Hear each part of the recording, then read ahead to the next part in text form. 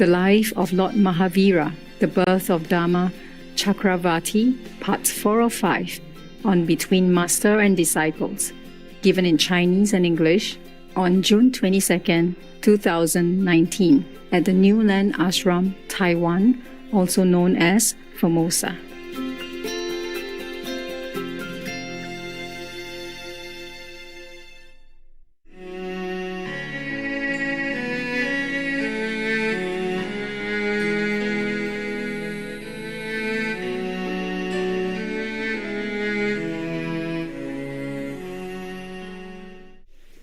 Nowadays, in India, people still practice asceticism like that. I saw many of them.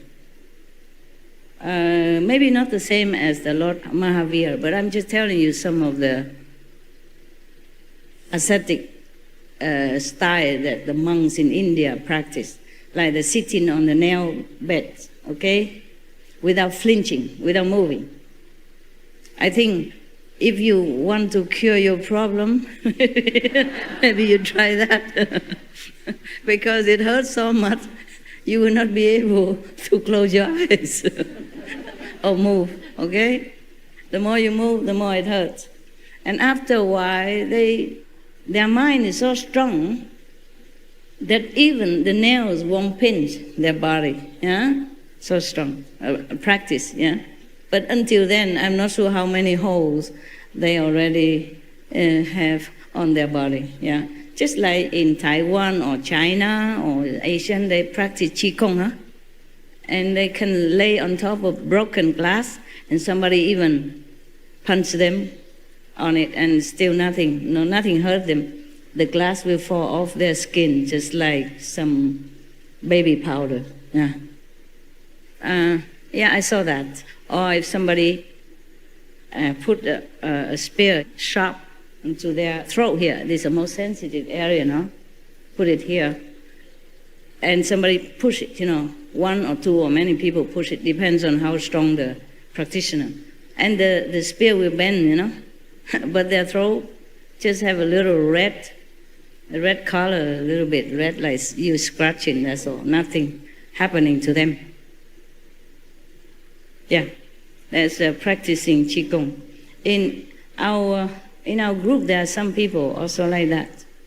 Yeah, they did in front of me. Before, when I don't have a lot of you, and me and the long-term resident, one of them also performed this act. Yeah, it's probably recorded somewhere. Just for fun, huh? And I also show off sometimes, like I lay down very flat on the bed or just on the table. And I dare a big, strong boy come and lift me up if he can. Cannot. Long time ago. I don't test now. I'm not sure. Long time I don't do that. Yeah. One of the residents, very strong, he cannot lift me up. Maybe he just pretend he cannot, so make me happy, But many times he tried, it doesn't work. That guy is still alive, huh? The one qigong that lay on broken glass, real glass, and being even pressed down, still alive, huh? And the one that put the spear on him, and it doesn't hurt him, but the spear bend, yeah? It's still alive, huh? I make them use their muscle power and qigong power to do woodsmith instead, making lamp and stuff like that. Making use of their power into something more practical, yeah? Nowadays, it's very, very, very impossible, very, very unthinkable that somebody would go and push him down on the broken glass ever, or even use a spear to threaten him in the throat anymore. So I say, use the muscle and the talent to make something more useful. And I have some qigong master like that, and some other kind of kung fu master also within our group, within the resident group. Outside, your brother and sister, I'm sure there are many more different kind of talents. have maybe magical power. They can chop wood. No need knife. It's very economy. You buy a wood for fire, tell him just chop it. No need to buy any axe or anything. There are some people like that. Yeah. Some of your brother, or at least one that I know, can chop a small stone. Small stone is more difficult to chop, you know. You chop the bricks, it's more easy. Yeah. Or not for me, of course, but more easy because it's bigger and it has more holes inside. Eh? But the small, compact stone from the riverbed, round and small like this, very difficult to break. Now, one of your brother could. Yeah. I saw it. It probably also records some older videotape. You still can see it. Yeah, we have muscle around, eh? So now they talk about Mahavira's family. I told you I have calendar, no? Mean talk a lot in between. Okay, continue. The Chinat clan to which King Siddhartha belonged was same as the Isvasku clan to which Lord Rishabdev belonged. So Siddhartha and Rishabdev both belong to the Kashyap family.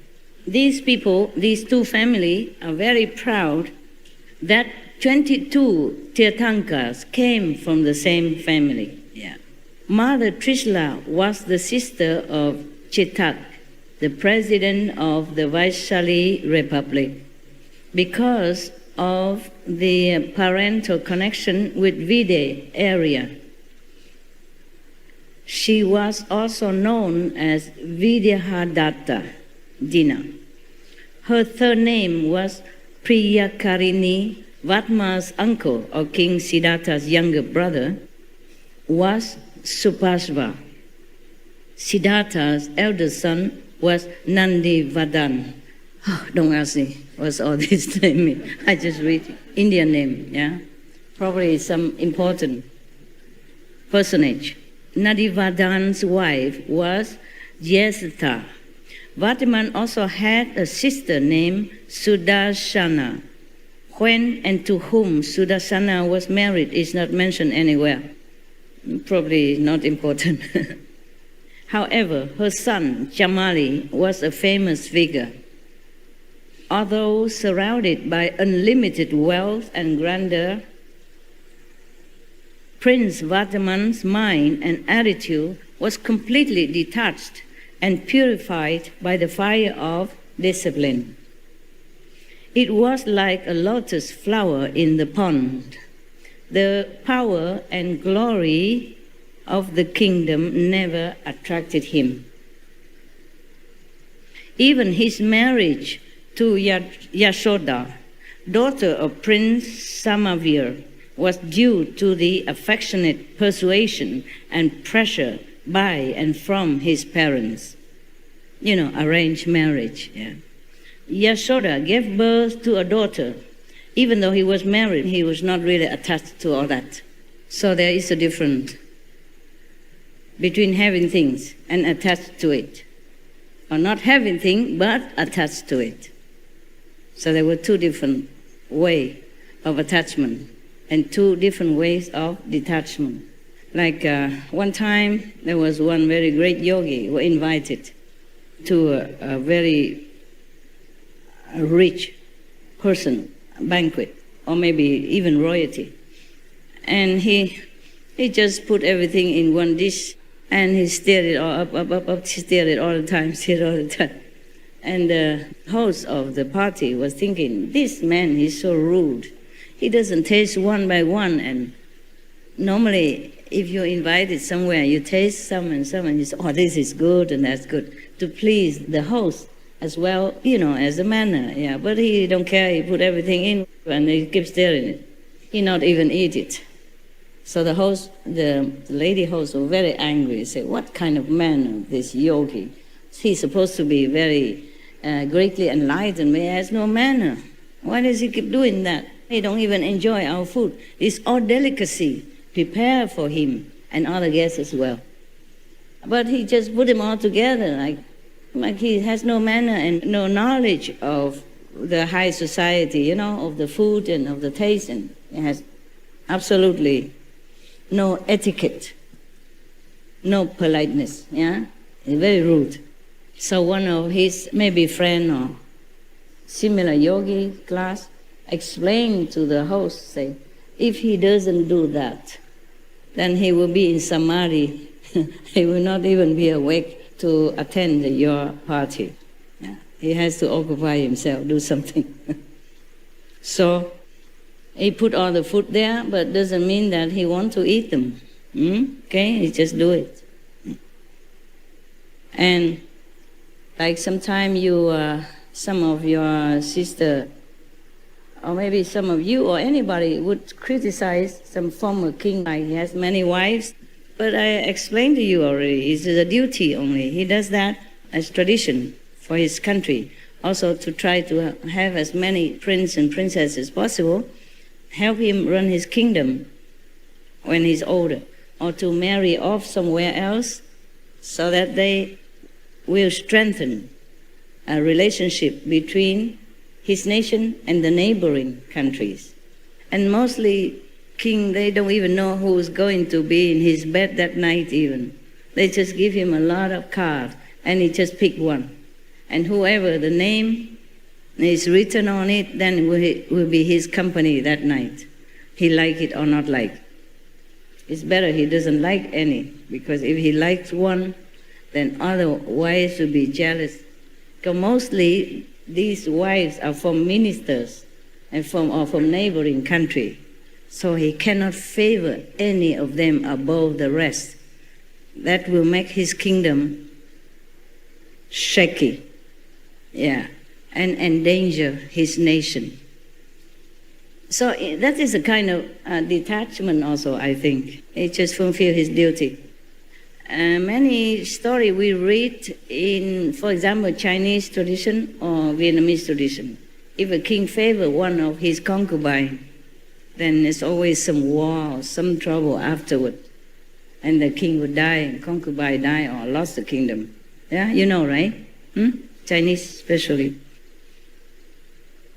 So here it's explained that even the Lord Mahavira was married to one of the princess here, royal family members, but he's also not interested. If he's not interested in the whole kingdom, why would he be interested in one woman? Because if he became a king, he could have many women, many concubines. Therefore, even if he's married and he is not attached, then it's very, very easy for us to understand. Very easy. Just like Prince Siddhartha, Gautama, the Buddha, he has also many concubines. He has only one wife, but many concubines. Concubines means also wives. It's a different degree. Yeah. Mean he can choose any of them also. Yeah, they are in waiting, like wife in waiting. So he also married and even have a son also, but he also left afterward to be an ascetic. Yeah. And later, Lord Mahavira also will do the same. The story is very similar. It's very surprisingly similar. Also prince, and also rich and famous and wealth and intelligent and strong and handsome and even married and have a kid, and still forsook everything just to go seek the truth in all possible hard way. Yeah. Okay, so he married this princess named Yashoda. Buddha, before he became Buddha, he married to Yashodhara. Sounds similar name, eh? Yes. It's Yashoda. And Yashoda gave birth to a daughter who was named Priyadarshana. Prince Jamali married Priyadarshana. They married each other. According to Akaran Sutra, 3 names of Vardaman became very famous. Vardaman, his parents gave this name, yeah? And Saman, or Shaman. indicates his natural, unblemished intellect. Second name. The third name is Mahavira. This indicates his unique bravery, courage, and tolerance. The gods gave him this name. The gods gave him this name. My name, Supreme Master, is not given by my parents. Also, heavens gave to me. And that name gave me a lot of trouble. Not that I really like to pin it on my chest. Everybody said, "What? Supreme Master? Who are you?" Who are you? Call yourself Supreme Master. They ask all the time. So one time, I say, "Yeah, why not? I'm the Supreme Master." What's wrong with that? Remember? Another of his names was Sanmati. Because of his purity of thought, he also became famous by his name, by this name. Yes. Other names of Lord Mahavira Swami found in canonical literature are as follows: Chanatputra, Vaishlik, Vir, Ativya, Antiya, Kashyap, etc. He has many names. I guess Buddha also has many names, meaning title. Yeah, he has many names, not because he wants many names, meaning titles. Yeah, the people call the Buddha World Honor One, Perfect Arhat, a Buddha, or a Great King, also like that. Detached from all mundane activities and desirous of becoming an ascetic. In order to pursue the spiritual goal, Mahavira was keeping the matter pending due to his earlier resolution. As long as my parents are alive, I shall not think of taking Diksha. You know what Diksha is? Vows to be monk, something like that. Yeah. So when Mahavira became 28 years old, his parents took the last vow of continued meditation without food. In India, in those times, maybe still now, the people who practice spiritual, they take many vows, yeah? Like, for example, in the Buddhist tradition, the monks and nuns take many vows, yeah, but at one time. And the lay people, sometimes they take 5 vows, only precepts, yeah? And other want to practice harder, they take like 8 vows, yeah? Or 10 vows, yeah? And etc., etc. And at that time, at the Mahavira time, there are the last vows that you can take. Meaning, when you are near your older age and you're near death or something that you know maybe you are going to leave the world soon, you take the last vow. The last vows is that you don't eat anything until you die. You just meditate, pray, no food, no drink. So the parents took their last vows when Mahavira was 28 years of age, and then they died. Before that, of course, they gradually purified their souls and left their mortal bodies with a serene mental state. After their death, Vardhaman told his elder brother, now the elder brother became King Nadivatan. He told his brother, the king, the successor of his father, Nadivatan, he told him that he wanted to become an ascetic. Not normal monk only, but ascetic monk is harsher, yeah, more disciplined, more determined, okay, to get the goal.